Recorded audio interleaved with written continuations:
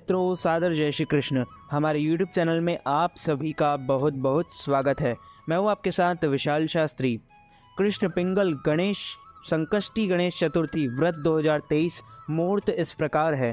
पंचांग के अनुसार आषाढ़ माह के कृष्ण पक्ष की कृष्ण पिंगल संकष्टी चतुर्थी तिथि 7 जून 2023 को सुबह 12:50 पर शुरू होगी और इसी दिन रात को 9:50 पर इस तिथि का समापन होगा।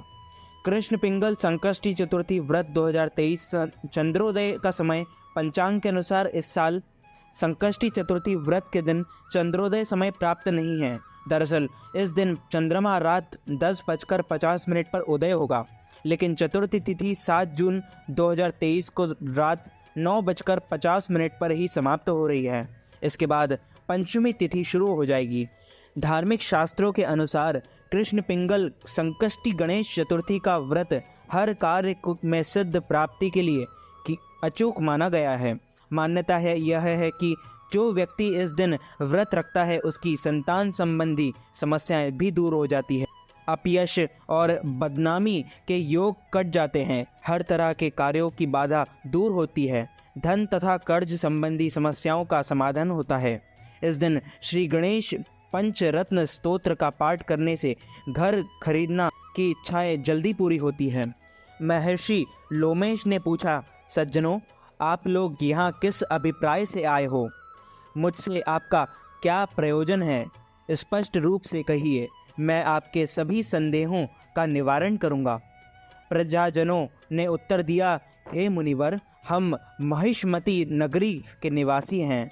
हमारे राजा का नाम महीजीत है।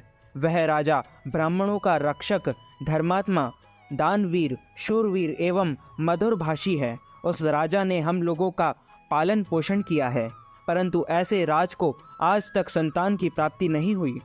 हे भगवान, माता पिता तो केवल जन्मदाता हैं, किंतु राज ही वास्तव में पोषक एवं संवर्धक होता है। उसी राजा के निमित्त हम लोग ऐसे गहन वन से आए हैं। हे महर्षि, आप कोई ऐसी युक्ति बताइए जिससे राजा को संतान की प्राप्ति हो, क्योंकि ऐसे गुणवान राजा को कोई भी पुत्र न हो, यह बड़े दुर्भाग्य की बात है। हम लोग परस्पर विचार विमर्श करके इस गंभीर वन में आए हैं। उनके सौभाग्य से ही हम लोगों ने आपका दर्शन किया है। हे मुनिवर, किस व्रत, दान, पूजन आदि अनुष्ठान कराने से राजा को पुत्र होगा?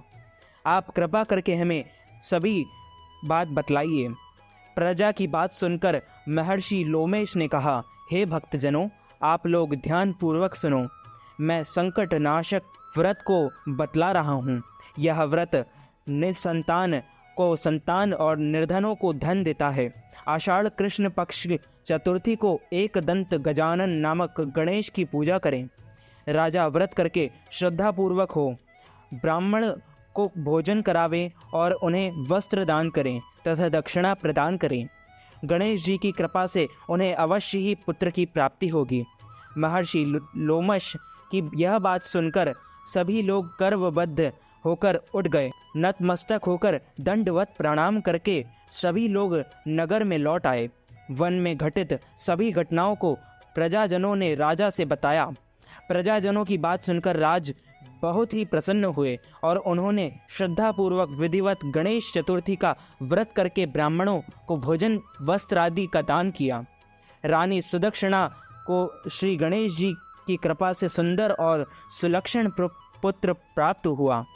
श्री कृष्ण जी कहते हैं कि हे राजन, इस व्रत का ऐसा भी प्रभाव है, जो व्यक्ति इस व्रत को श्रद्धापूर्वक करेंगे वे समस्त सांसारिक सुख के अधिकारी होंगे।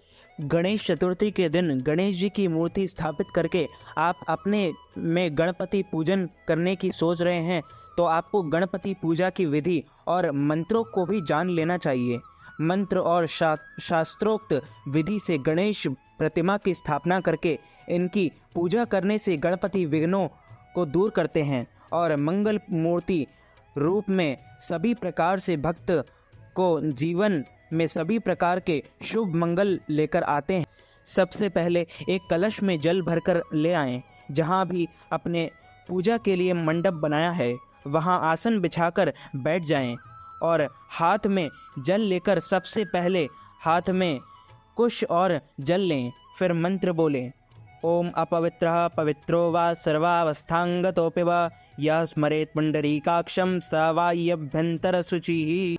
फिर जल को अपने ऊपर और पूजा के लिए रखें।